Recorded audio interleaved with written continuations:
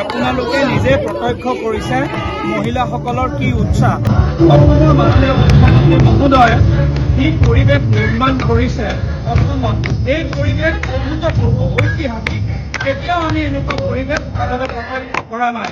মাননীয় মুখ্যমন্ত্ৰী মহোদয় প্ৰতিগৰাকী আইৰ ওপৰত স্থান ল'বলৈ সক্ষম হৈছে।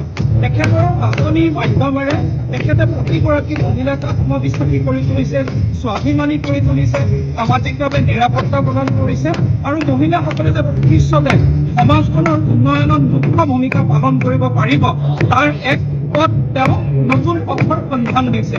সেইবাবে আজি তেওঁ যি বক্তব্য, সেই বক্তব্যই তেওঁ কৈছে যে তেনেকৈ তেওঁ সুৰক্ষিত কৰিব, যে অন্য বস্ত্ৰ বাসস্থান তেওঁ সুৰক্ষিত কৰাৰ লগতে অনাগত দিনত পুনৰবাৰ মুখ্যমন্ত্ৰী তেওঁ যেতিয়া হ'ব তেতিয়া নিশ্চিতভাৱে এই মহিলাক 4 গুণ তেওঁ আগবঢ়াই লৈ যোৱাৰ আজি প্ৰতিশ্ৰুতি দিছে।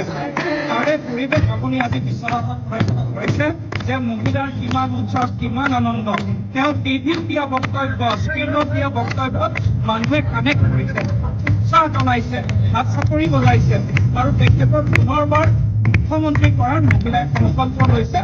আৰু এই মাতৃশক্তি, মহিলা শক্তিৰ যি আশীৰ্বাদ ভাৰতীয় জনতা পাৰ্টি ডক্টৰ হিমন্ত বিশ্ব শৰ্মাই পাবলৈ সক্ষম হৈছে।